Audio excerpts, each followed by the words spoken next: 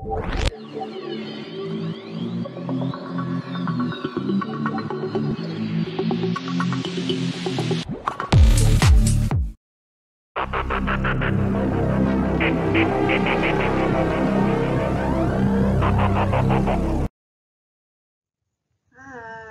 murid-murid, selamat kembali ke channel Cikgu Steffi May.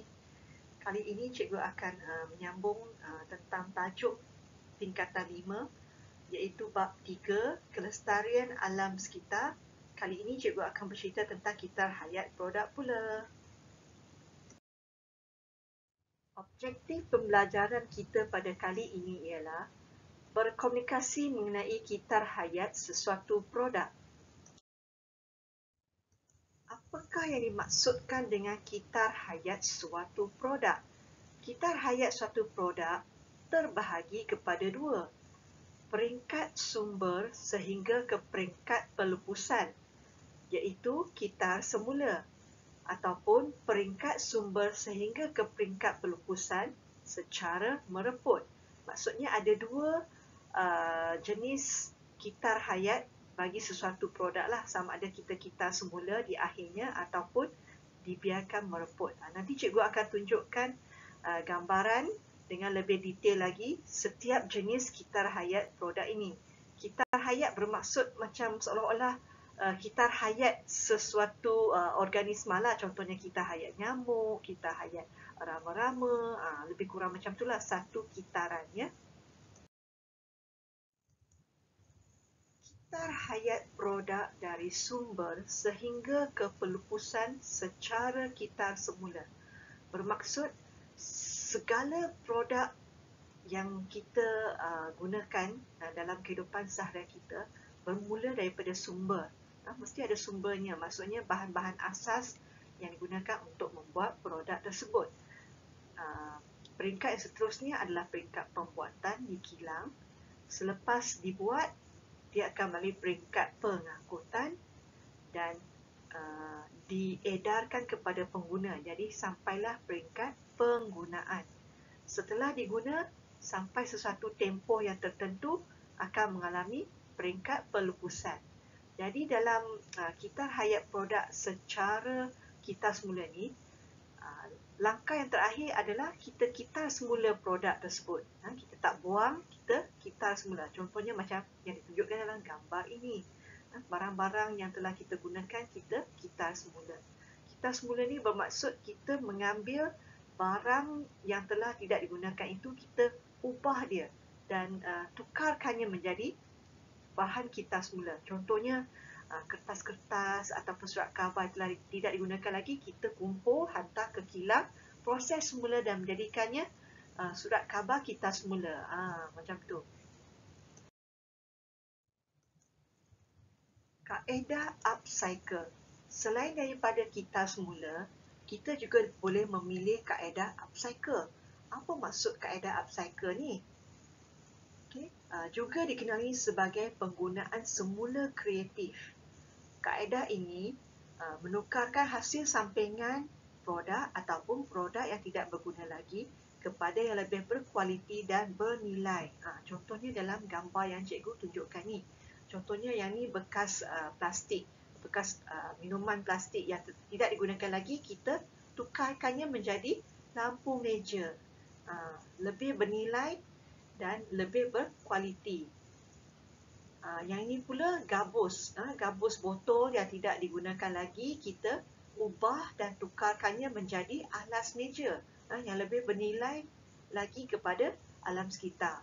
Yang ini pula bola mainan plastik yang telah rosak ataupun tidak digunakan lagi dan kita tukarkannya menjadi pasu bunga. Inilah yang dinamakan kaedah upcycle. Kitar hayat produk dari sumber sehingga ke pelupusan secara mereput. Tadi kita dah bincangkan tentang kitar hayat produk dari sumber sehingga secara kitar semula kan. Yang ini adalah secara mereput pula. Proses yang dilalui oleh produk adalah sama sebenarnya, iaitu bermula dari sumber, kemudian pembuatan, pengangkutan, penggunaan, pelupusan dan akhirnya mereput. Maksudnya di sini kita tak kikar semula barangan yang telah kita gunakan tadi. Sebaliknya kita biarkannya mereput. Contohnya macam inilah barangan.